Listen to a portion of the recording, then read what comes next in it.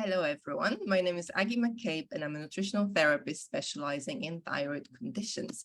Today, I have here with me Lyn Mynott, who is the CEO of the Thyroid UK charity.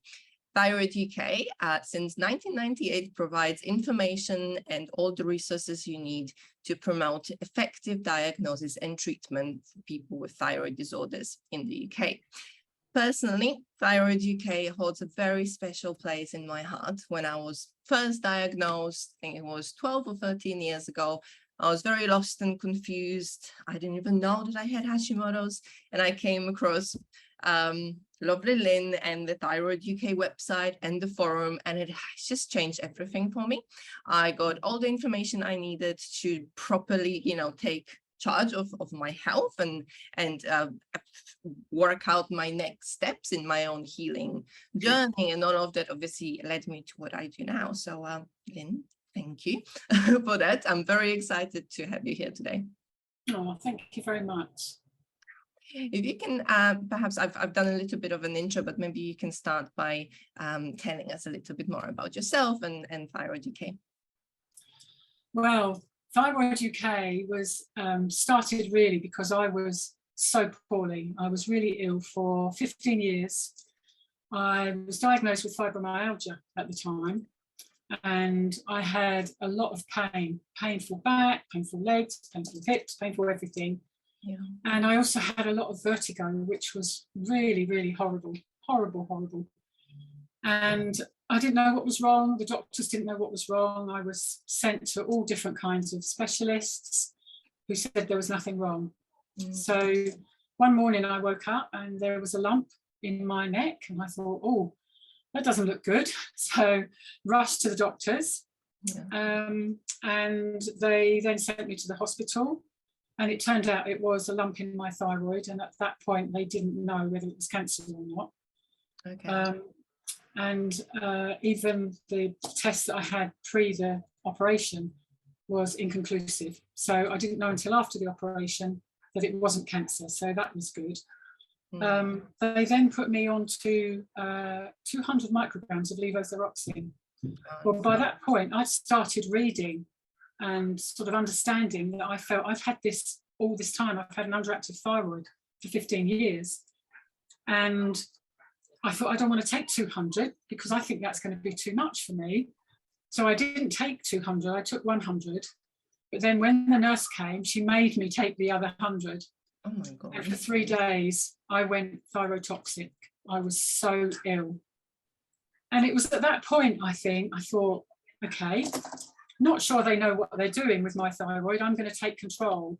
And that's what I did. I cut it right back, and slowly, my symptoms went away. Not completely, because I think too much damage was done. Yeah. But I've always said I was about 95% better. There are things I can't do because of my back. But it was amazing. And I started writing letters to people, and then I found some people to help me, and I went on to BBC Health Watch programme, and they came to my house and filmed me here.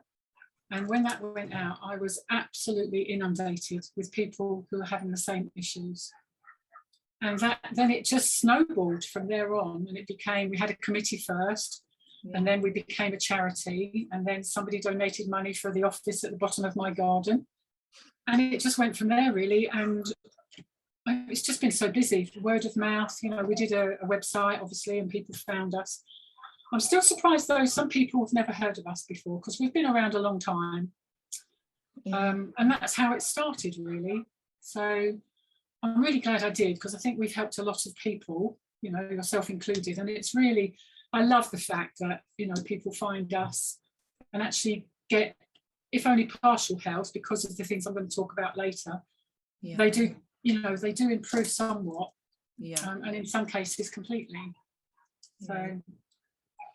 Yeah.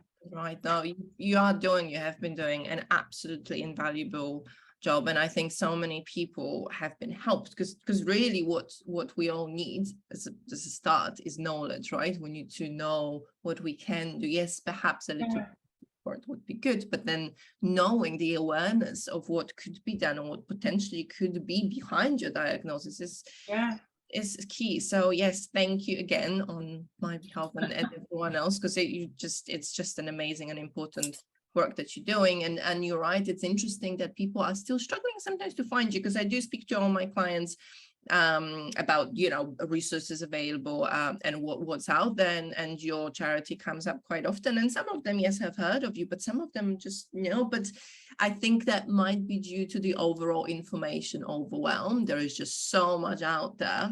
Well, it's really, there is, and not all of it is really good quality information. You have to be careful where you go. And some organisations, I mean, I remember at the time the British Thyroid Foundation had very basic information. They didn't dig down into nutrition or other treatments and things like that. So whereas we do, we have a lot of information, but we usually tell people just take one article at a time, you know, because you get brain fog in the beginning. We have an information pack that has separate articles, and I say just read one. Get that first, understand it first, and then read the next one. Then move on. Definitely. So how do you, if you can just give us an idea of how you help people, what sort of, when someone finds you, what sort of help they can expect? Well, as I say, we have the information pack that has a lot of information in it. They can purchase that, and that has sort of things in there that you can make notes with as well. Yeah. And people like to have paper, to, you know, tangible to look at and make notes on. We also have our website, but we're in the process of redesigning that to make it a bit easier for people. Yeah. Every day I go onto social media and I answer all the questions that are on there, either directly to me or I read the comments, just to make sure there are no queries in the comments. So that's how we help people like that. But we also do, we have Health Unlocked Forum, which is our online community. And there are hundreds of thousands of people on there. Yeah, this is where I first kind of started. Before even I read any articles, I was just reading various posts, and the threads were like so long and so much invaluable information about like testing and obviously like NDT, so the natural thyroid options and supplementation options, and like all sorts of, I was just like, my mind just blown. Yeah, it can, there's a lot of information on there. So again, you have to take it easy. We also help people by letting them access private testing and private doctors and practitioners, because the NHS is so strapped. And I know not everybody can afford these things, but for those that can, it's been a lifesaver because they get better quite quickly then. Private doctors tend to look more open-minded at thyroid disease and understand Hashimoto's more, and understand that different treatments work for different people. And obviously the practitioners that we have on our list look at the nutritional side of things, because people don't understand that you really do have to eat properly for your thyroid. It's really, really important. Yeah, I was about to ask you, one of my questions was about your insights into, because obviously that's what I specialize exclusively now, and I'm very, very proud to be on your recommended practitioners list as well. And I just deal with women really with thyroid issues at this point, and obviously I can see day in, day out how lives get changed, like literally. But from your experience, what do you think? Lifestyle? Do you think nutrition, or do you think medication is more important? What are your views? I think first of all, nutrition is really important, because if you don't eat properly, that can then go on to autoimmune disease if you're not careful. And Hashimoto's is about 90% of the cause of an underactive thyroid. And people, obviously, there's a lot of vegetarians that come to me, and vegans. And they think they're eating properly, but in fact they need iron more than they think. The thyroid needs iron and lots of other things as well. Protein as well. So that's really, really important to make sure that you eat properly. And I know a lot of people, it's cheaper to buy the processed foods, but they don't help your digestive system, they don't help your thyroid. Because there's so many chemicals in a lot of them. So it's better to eat fresh fruit and vegetables if you can, and more than probably you're eating. Yes, I'm not sure 5 a day is enough, to be honest. that is very true. Like, I always go on about green leafy vegetables. And to be honest, Yeah. it's not like naturally we wouldn't be eating those, because they, even when we follow like recipes, we know it's not there. But I always say just check it in, like whatever you're eating, just add a handful of greens, and that will, you know. Definitely. Yeah, yeah. And make sure you get good quality as well if you can. I know the supermarkets, we don't know how long they store these things in fridges. You know, I don't know about you, but I can buy some fruit and it's rock solid, and you think it's going to ripen, and it just doesn't, and it goes off while it's still rock solid. Yeah, You know, avocado so, especially. Bloody hell, that's yeah, avocados yeah. are the worst. No, I agree, and I think that it's a very valid point that you raised with vegans and vegetarians. And obviously, if someone is eating like that for ethical reasons, then you know that's a completely different story. But so many people come to me saying they switched to veganism to fix their thyroid, and that is like, you know, the opposite of what you should be doing. I'm not saying that you should be eating meat 3 times a day, but you need to really have a balanced diet, because that is the starting point of anything. Yeah, and a lot of people don't realize that soy, the thyroid doesn't like it. It's not good, too much soy. So if you're eating all soya products all day long, that's not going to be very helpful. Yeah, definitely. And soya milk as well, you know, they do have to be careful. So, well, there's that, and there's, you know, you need to be aware if it's in your family. The older generation didn't tend to talk about their thyroid condition. Yeah. So families don't know that their grandmas had it, you know. Because it's never been a big deal, right? It's always been just, you know, kind of, there's nothing really wrong with you. You just take the pill. And well, I think in those days as well, they were given natural thyroid hormone, so they weren't ill with it. But nowadays, you know, levothyroxine doesn't suit everybody.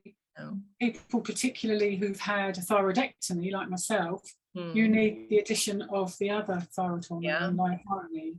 Yeah. So there's that kind of thing. I deal with a lot of people who don't feel well on levothyroxine, so I have to explain all about the other hormone that might be useful. Well, perhaps it's a good time now to maybe chat about that. And I wanted to ask you about NDT in particular, and your views on that, and also T3. And I know that you have a little campaign that you're quite excited about at the moment, and I am also. So if you can tell us more about that. Yeah, I mean, years ago, when I first started up, one of the things that I found out was that private doctors were prescribing T3, or some private doctors. And it was really helping, and NDT too. And the NDT was originally given. And so I worked hard to get GPs to prescribe it, and they were. And then the manufacturers put the price way up. So it went up by 6,000%. And then NHS England stopped it. Yeah, they stopped prescribing, allowing prescriptions of it. Even though the guidance did say for some people it's useful. The CCGs then ignored that part and put a ban on it. So everybody, including myself, I was on NDT and T3. I was taken off just like that. And so were a lot of other people. And so we've been campaigning even harder. We've been working with other charities as well. We've had meetings with NHS England, but it still didn't work. CCGs were still stopping it, or they were reducing the amount people were allowed to have. So this is ongoing, and we've just had more meetings because they're going to refresh the guidance. And we are hoping that this will make it plainer that it's not CCGs anymore. I don't know if people are aware, they've changed to what's called integrated care boards now. Okay. And they're going to take over the same roles. And so we're hoping that they will allow prescribing of T3, because it does really, really help a lot of people. Yeah. There's a gene that stops people's bodies being able to transfer it over into thyroxine. So there needs to be more research done on that. Yeah. And there is one in the background. They're trying to get funding for it. So we'll wait. But NDT works for an awful lot of people, but it's very, very difficult to get it on the NHS now. Yeah. Because NDT has T4, T3, and other things within it as well. So yeah, And maybe that comes from pig's glands. So exactly. So maybe we can just maybe you can just repeat that for everyone, just what exactly it stands for and what it does as opposite yeah, and NDT stands for natural desiccated thyroid. And it comes from pig's glands, although you can also get them from cows. And it's all processed into a tablet, so it has all the things that go into a thyroid, everything that's needed. And that comes in what's called grains, and 1 grain is roughly the equivalent to 100 micrograms of levothyroxine. And some people do really well on it, some people don't. It's all trial and error, I'm afraid. Yeah, I was about to say that although for some it might be a life-changing switch to switch to NDT, but for some it's not that holy grail of the medicine. I tried, interestingly, I tried NDT myself, and I felt the same. But then when I tried it, I was already at the point when I felt okay. I managed my own symptoms more via diet and other means, lifestyle change. So I just felt exactly the same, and I just thought I was buying it privately, and I was like, well, there is no point in spending all this money. But I know that for some people, especially for the energy levels, it's just such a game changer. Like it literally everything changes. Yeah, but you can't get it on the NHS at the moment, and that will be our next campaign. Yeah, but so we're only a small group here, so we can't take on too much. Definitely. But so where are you now with the T3? Is it something that you think is likely to happen on NHS? We hope so. I mean, we've put in, with some other groups, we've put in feedback to this guidance, and we've actually explained to them that it's costing them more money now because the price has come down. What they did was they made it so that GPs can't prescribe it initially. You have to go and see an endocrinologist. Okay. And so then the endocrinologist can either prescribe it or pass it over to the GP. Yeah. But the CCGs aren't allowing it to be passed to the GPs mostly. And an appointment with an endocrinologist is far more expensive than an appointment with a GP. Yeah. So now that the price of T3 has come way down, that's cheaper, but it's costing the NHS more money because they're sending everybody to an endocrinologist. That's true. And sometimes patients have to see them 4 times a year to get their prescriptions. That's so true. that's what we put in our feedback. GPs were happily prescribing it before all this happened. And so I think they should be allowed to prescribe it again. And if they don't want to, then pass the patient to an endocrinologist. And also, were they also saving money is, people, when they don't get their answers, they don't feel better, they keep coming back, they keep thinking something else wrong with them. So there are other referrals to other specialists potentially, right? Because there is just the symptoms are so varied. Like there is, it could be literally anything when we think about it, right? So unfortunately, there's no data. We tried to find some data on how much it costs a patient who's been taken off of T3 but is now ill and going back to the doctor more often, but they don't collate that data, unfortunately. Yeah, no, of course they don't. Yeah, that is very frustrating, but well done for getting that far. And I think it sounds like definitely there is hope, and hopefully the same for the NDT, because at the moment the only way to buy it is on a private prescription, isn't it? And that's very expensive. Still potentially for those for whom that is obviously in the budget and available, worth potentially trying. But would you agree that that would be like a second stage in the journey? So first sort out your nutrition, find out food intolerances, work on all of that, and if you don't feel better, then consider private treatment. Do it in that order, because that's what depends on what stage you're at, really. I mean, if you've not been diagnosed, then definitely check your nutrition. If you've already been diagnosed and you're on levothyroxine, check your nutrition, but also get tested for your T3, which the NHS can't do. So you would have to pay for private testing. And you can also test for iron, ferritin, all those other things that make a difference. Yeah. Um, For me, the check that. Hashimoto's misdiagnosed, not diagnosing Hashimoto's, or not even some GPs recognizing that as a Yeah, thing. It just blows my mind. I would say yeah, most people that I see have hypothyroidism, and a lot of them, the statistic confirms itself. I would say up to 90% of them do have Hashimoto's, but yeah. they have no clue. And if they do, it's because obviously they've done private testing or they've done it through me. That's right. Still, sometimes they take it to the GP, and then GP is very dismissive. And some of them, I have to give credit where it's due. Some of them are excellent, Yeah. and I've even had GPs testing for antibodies and T3, funny enough. So Oh, you know, that somehow, is good. That is good. yeah, which I'm always impressed with, but that's always an exception. Most Yeah. of them, unfortunately, even some specialists are just like, well, you I don't mean, I was never tested, but I think I did because my sister had Graves' disease. So I okay. think there's probably a connection, an autoimmune connection there within the family. Yeah, yeah. But even if, like say, patients go to their GP and say, well, I've got Hashimoto's and I'm still poorly, and they just go, so? Yeah, I know. It's just like Yeah. someone, one, I don't know if it was a specialist or a GP, but said to one of my clients that is the same. Hypothyroidism is literally Hashimoto's, so you can use it interchangeably, but it doesn't change anything. Yeah. And I know that on some level that is true because they don't have a cure. But Yeah. you need to know what you're dealing with. You need to know what is happening in your body. Yeah, it's absolutely crazy. But then you know. Yeah. I mean, stress is quite a big thing for kicking off the autoimmune disease. So try and calm stress down if you can.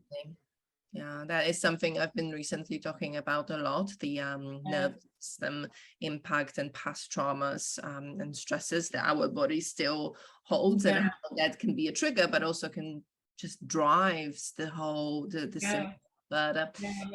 Yeah, unfortunately, going through this condition in the UK can be stressful in itself in terms of frustration. And you know, and also the area that you live in. Some areas will allow prescribing of T3, and some won't. It's a real postcode lottery, and that's what we're pushing with NHS England, because there's not supposed to be a postcode lottery in any condition for any treatments, but there is. So we're pushing for that. Fingers crossed. I really hope it comes to, you know, we'll see it soon, because that is definitely needed. So if you were to tell us what sort of, in terms of like who you help, obviously we've talked about Hashimoto's, but also hyperthyroidism, right? So people with Graves' disease would find some helpful information on your website. That's right. Yeah, we have some information on hyperthyroidism. People ask me why there's not so much information, but that's because most people who have hyperthyroidism eventually end up with hypo, and that's when a lot of the issues start. You know, you need T3, you need to make sure that your nutrition is right. So, but we do help initially. We have information about people that have hyperthyroidism, and there are other conditions. There's something called de Quervain's thyroiditis. There's other thyroiditises that's on our website, you know, if they want to look at that. And we help, basically, we don't really help children, but we have information about congenital hypothyroidism.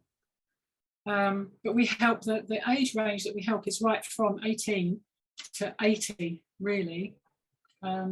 It can affect anybody, any age, any gender, and any people from any country, you know. True. Treated better in some countries than others, I must say. I think so. In Europe, generally speaking, and I find that it's just a little bit better. It's more the information is there, and the awareness is there. Not necessarily, you know, ideal, but not everyone is treated and diagnosed as they should be. But it's definitely more common than in the UK and US. I think the awareness seems to be better, but still people struggle so much. So it's a bit of a conundrum, really. And what sort of topics, if someone was to go onto your website, what sort of topics do you talk about? Is it like examples of issues that people can find answers to? You can give well, our website, especially the new one, it comes under different topics. So there's an area for people who haven't been diagnosed yet. Yeah. There's an area for people with hypothyroidism, one for hyperthyroidism, and there's one called related conditions, and that includes the other kind of thyroid diseases, nutritional, especially B12 deficiency. Yeah, so because the link there is autoimmune disease, because when you've got one, you're likely to get another one. So there's quite a lot of information about B12 deficiency and pernicious anemia. Iron as well. There's information about iron and ferritin and what they are, because iron is one thing, ferritin is your iron store. And the one doctors seem to think if you've got some ferritin, it's fine, but you know, there is a level that you really need to have as a backup. So people have never heard of ferritin before they come to our website often. And there's things like that. There's odd articles about things like ADHD, and there's a possible link with that. It's very interesting. I've got a not like a very development, but I definitely have a mild version of ADD.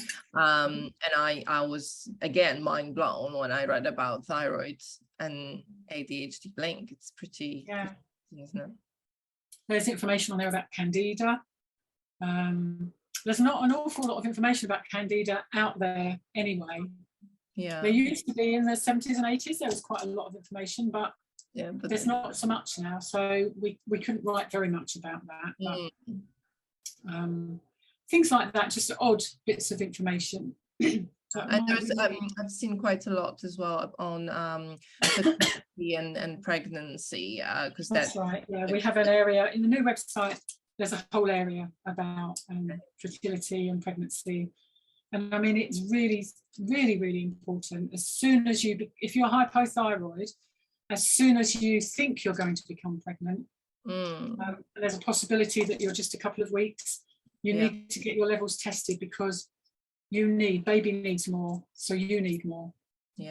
Otherwise there could be repercussions for the fetus or the baby when it's born. So that's super important to read that if you're thinking about becoming pregnant.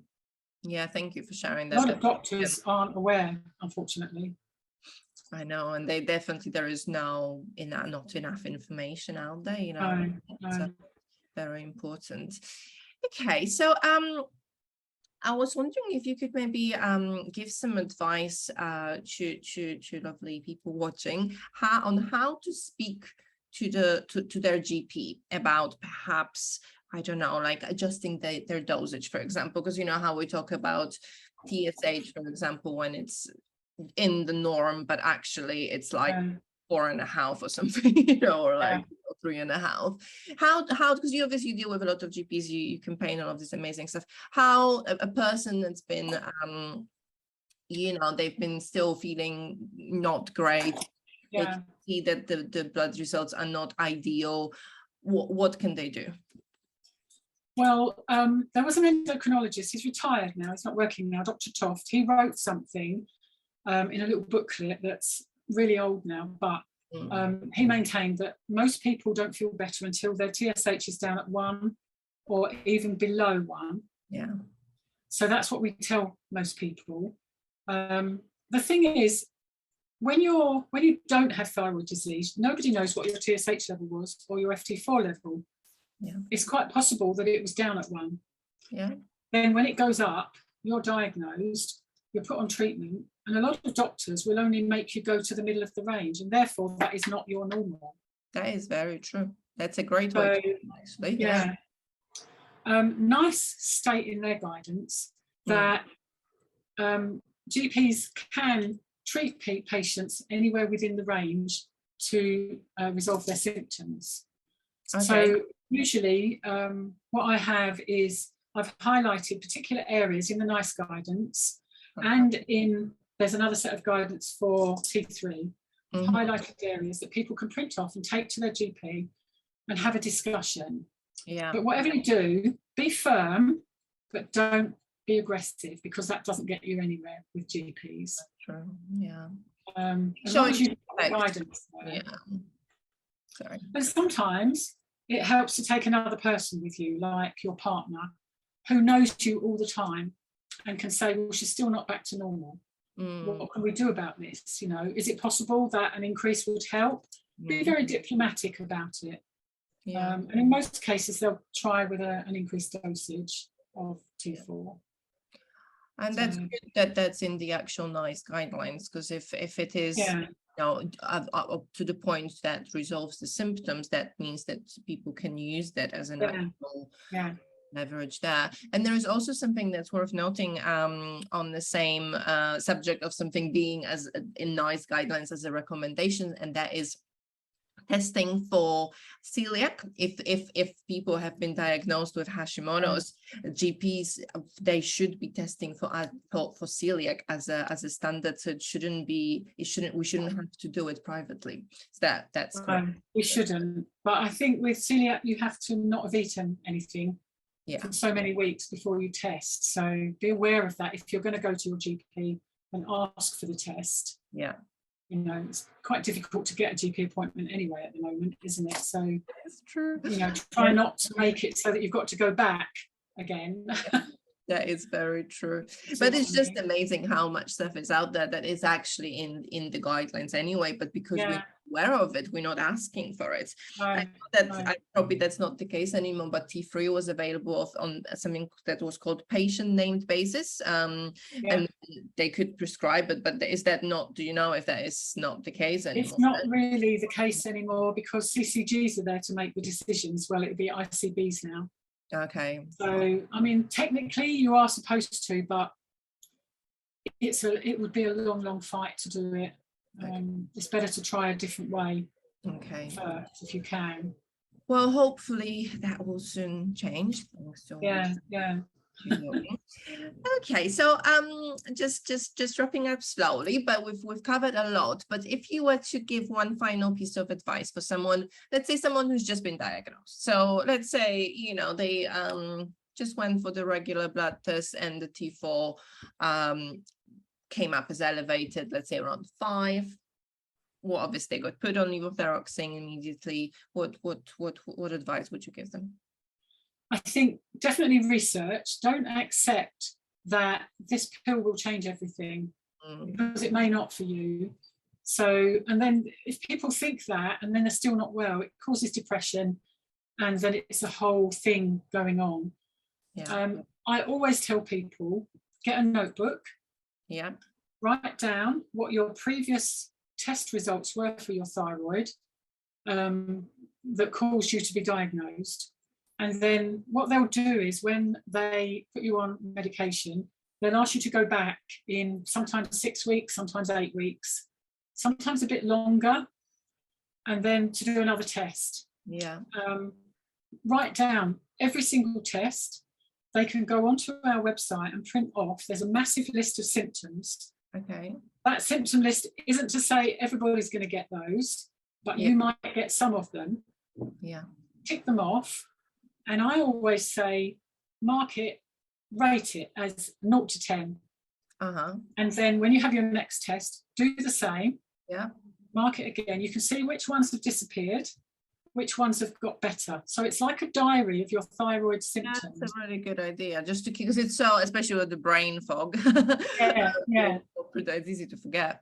And then you can go back to your GP each time and say, well, these ones have improved. These ones haven't. If they continue not to improve, then you need to start looking at T3. Have a chat with your GP first and ask for a referral, because that's the only way at the moment you can get T3. But take in, there's guidance on our website, and it's called REMOC. So it's RMOC guidance for liothyronine. And you can come to me and I'll send you the highlighted ones. Take that and have a discussion with your GP.